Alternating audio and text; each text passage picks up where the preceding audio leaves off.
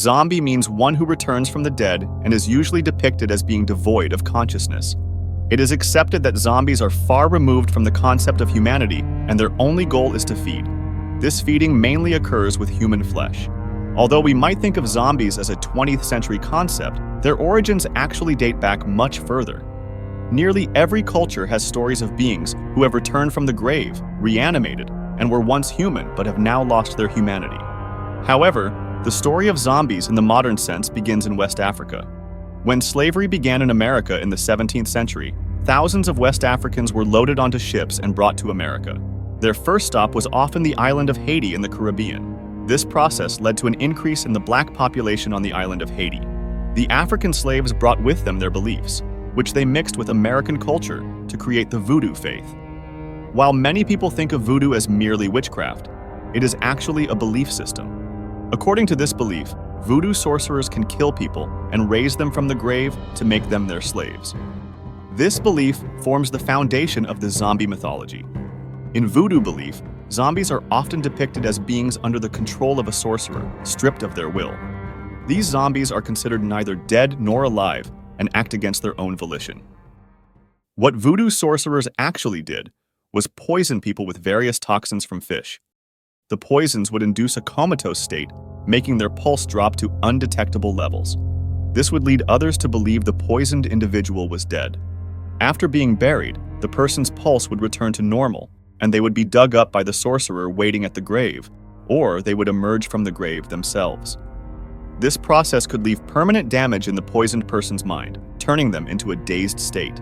Sorcerers used these individuals for their own purposes, giving others the impression that they could resurrect the dead and enslave them. In reality, all they did was wait for the effects of the poison to wear off after poisoning ordinary people. These medical and chemical explanations help us understand how the zombie mythology emerged in a real-world context.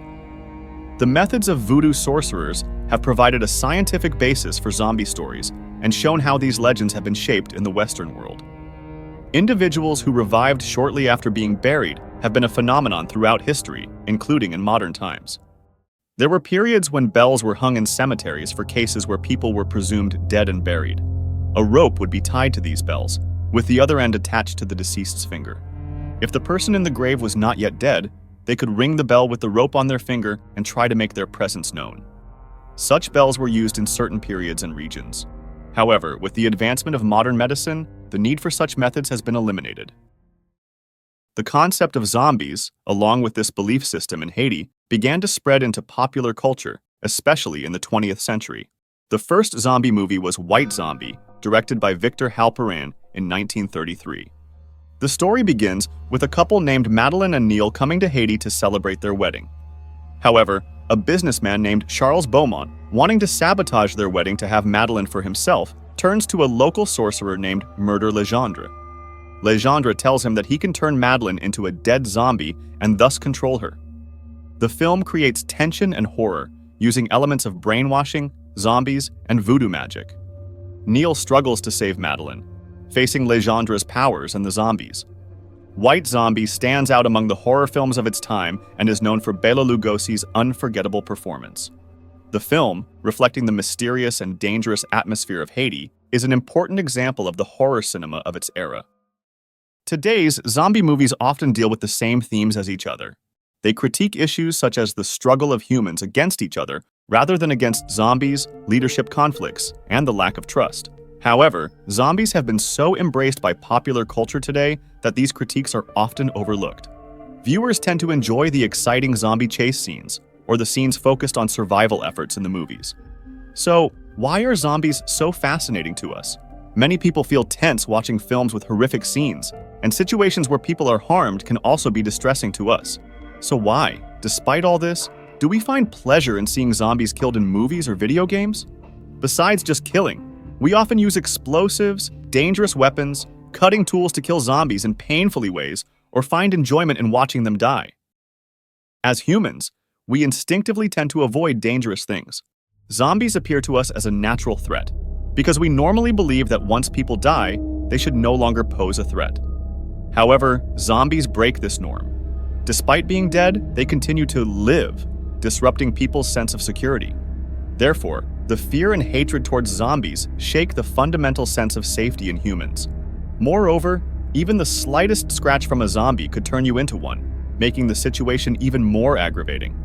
Instead of dying, you would be waiting to turn into a zombie helplessly. The theme of crushing zombies' heads offers a way out of this sense of helplessness. When viewers see zombies being truly killed by crushing their heads, they feel that the threat has been eliminated. This action becomes a symbol of regaining control. Killing zombies provides viewers with a moment of relief and a sense of security. In conclusion, zombie films touch upon the basic human needs for safety and control. The fact that zombies pose a threat despite being dead leads people to be interested in these stories and try to eliminate the threat by crushing their heads. This presents an interesting paradox that showcases the complexity of human psychology and how zombie films appeal to these instinctual reactions. Zombies are not just found in the entertainment industry. There is a case of a zombie that has been officially recorded in real life.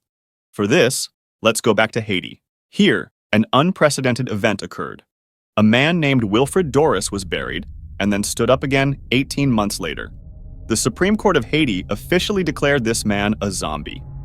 A research team led by Roland Little went to Haiti to investigate this event on site. The team set off towards the challenging mountainous regions of Haiti. During their journey, they learned more about Haiti's voodoo beliefs and zombie legends. The local population firmly believed that the dead could be revived by voodoo sorcerers and turned into zombies. Wilfred's story seemed like a concrete example of these beliefs. When they encountered Wilfred, they saw that he was far from an ordinary person, being strange and mysterious. The team applied medical and psychological tests to understand Wilfred's condition. They also talked to Wilfred's family and villagers, listening to stories about how he turned into a zombie. These stories suggested that Wilfred was turned into a zombie by his uncle over an inheritance dispute. During the research, the team also encountered another zombie, Marie Monka. Marie's family claimed she had died 12 years ago and returned last month. The team compared the cases of Marie and Wilfred, examining the similarities and differences between these two incidents. As a result, DNA tests revealed that Wilfred and Marie did not belong to their alleged families. These findings indicated that zombie stories might be associated with misidentification and mental health issues. The team could not reach a definitive conclusion about the reality of zombification during their time in Haiti. Nonetheless, this research did not significantly change the public's fear of zombies.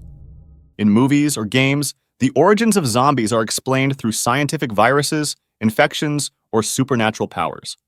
What would your reaction be if I told you that creatures turned into zombies exist in the real world? Cordyceps fungi are a species found in tropical regions. These fungi infect certain insects, especially ants. First, the fungal spores attach to the ant's exoskeleton, then penetrate inside and invade the bodies of the ants. The fungi interfere with the nervous system and muscular system. The normal behaviors of the ants are disrupted, and they begin to act in the way the fungus wants. Under the control of the fungus, the ants sacrifice themselves and help spread the spores of the fungus. This process is very similar to zombification.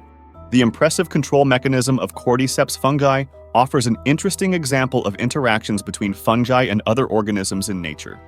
The likelihood of these fungi infecting humans is extremely low. These types of fungi have adapted to insects, and the conditions and mechanisms for them to infect humans are not present. Therefore, such a possibility does not exist in the real world, and fungi like cordyceps do not directly infect humans.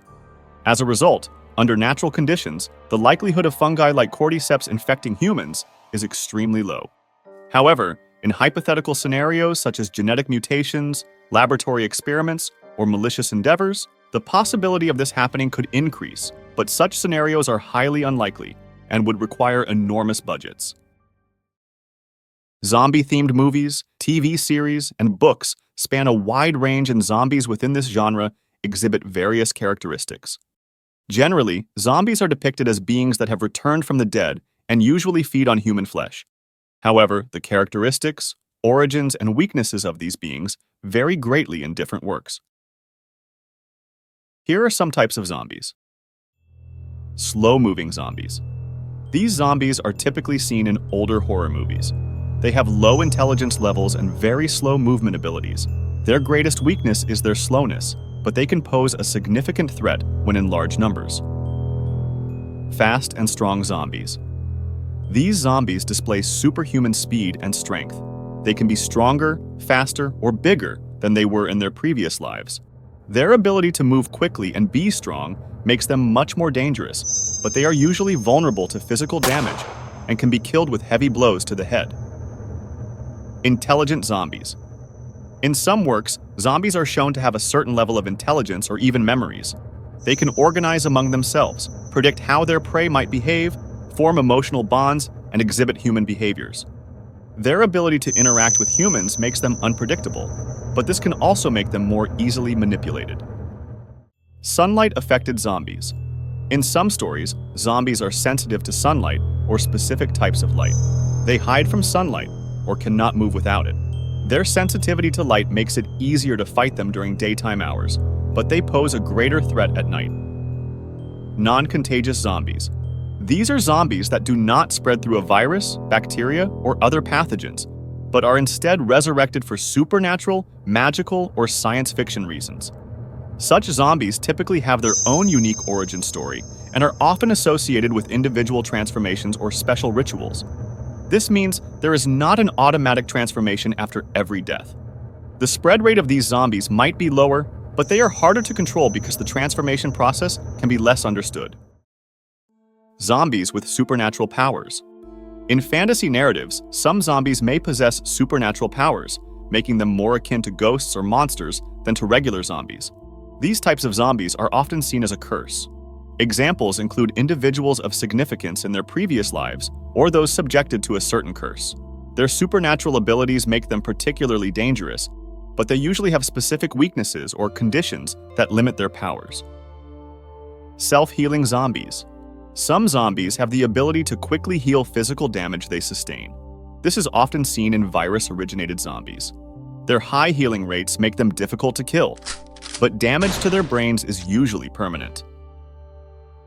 Each type of zombie has its own unique powers and weaknesses, significantly affecting the survival strategies adopted. Zombies are depicted with different origins in each work. By looking at their emergence, there are approximately 5 types identified. Classic zombies. This type is generally based on voodoo belief, and it is believed that zombies are resurrected through some kind of magic or ritual. They move slowly and have low intelligence levels. They usually focus on a single purpose, such as eating human flesh or killing people. The film White Zombie has popularized this category of zombies.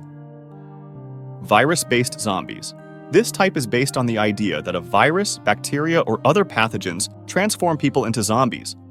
These zombies are usually faster and more aggressive. The stories often include a quest on how to control the outbreak. 28 Days Later, Train to Busan, or I Am Legend are examples of this type. Supernatural zombies. These zombies typically arise as a result of supernatural powers, curses, or magical events. They often possess special powers and are difficult to kill. The Pet Sematary movies are an example of this. Although not considered zombies, the dead men of Dunharrow from the Lord of the Rings saga can be cited as an example. Science fiction zombies. They usually emerge as a result of genetic engineering, scientific experiments, or alien intervention. These zombies vary according to the characteristics of the process by which they were created. The Resident Evil series, which features humans turned into zombies due to the T-virus, is an example of this. Zombies of unknown origin. These typically appear in productions where the focus is on humans rather than zombies, or in poorly written films. Regardless of their differences, most types of zombies tend to feed on human flesh. They lack emotional connections from their previous lives. Over time, they physically deteriorate and decompose. They reproduce through bites or scratches. In most stories, zombies can usually be killed by destroying their brains. How do we survive against zombies? While it might seem like a far-fetched scenario, we've actually encountered a somewhat similar situation recently. In 2020, a pandemic began that affected the entire world. We spent years wearing masks due to an unknown virus and experienced tension due to social distancing rules. People were quarantined and forced to stay indoors, leaving the streets deserted. Supply issues arose, store shelves emptied, and basic necessities became scarce. Many of us have thought, if only I had known what was going to happen, I would have done things differently. So, even though a zombie outbreak may seem unlikely, I want to discuss what steps we should take in the event of one. Stay calm. In any emergency, panicking can be harmful. Keeping your cool helps you make the right decisions. Your clothing choice should be long-legged, durable, and protective. Find a safe place. The first step is to find a shelter where zombies cannot easily enter. This could be a structure with thick walls, few windows, and preferably a single entrance. The upper floors of high-rise buildings or sparsely populated rural areas may be preferable. Choose a place where you have access to basic needs like food and water. Also, make an escape plan from a safe place. Gather essential supplies. Collect enough supplies such as water, food, medicine, and cleaning materials. Non-perishable canned foods, packaged foods, and clean drinking water are vital. Acquire weapons and defense tools. Initially, obtain simple weapons you can defend yourself with. Later, you can acquire proper weapons. Knives, baseball bats, firearms, and ammunition can be important. However, be cautious with using weapons, as noise can attract more zombies. Zombies are usually attracted by sound. Be as quiet as possible. If the crisis has started and you haven't been affected yet and have the opportunity, learn survival skills, such as making fire, hunting for food, and purifying water. These skills are essential for surviving a prolonged outbreak. First aid knowledge. Acquiring basic first aid knowledge can be beneficial when you need to treat injuries. Communication. Establish contact with the outside world through radio or other communication devices. Receiving news and current information can be of vital importance. Obtain spare batteries or solar-powered chargers to prepare for power outages. Form a team. Create a group with other healthy individuals. If you are in a group, everyone should have specific tasks. Duties such as security, food gathering, and cooking should be distributed. Collaborating is important for defense and sharing resources. Pay attention to your psychological health. Long-term stress and isolation can have negative effects on your mental health. Keeping morale and motivation high is important for overcoming difficulties. Make a plan for what to do when the crisis ends. Remember, even though scenarios like a zombie apocalypse are far from reality, these types of preparations can be valid and life-saving for natural disasters or other crisis situations. In a real zombie outbreak, over time, they will run out of food and their bodies will decay and disintegrate, so they will eventually die on their own, so be patient. Hope is the fire necessary for survival. Together, we can find light even in the darkest of times.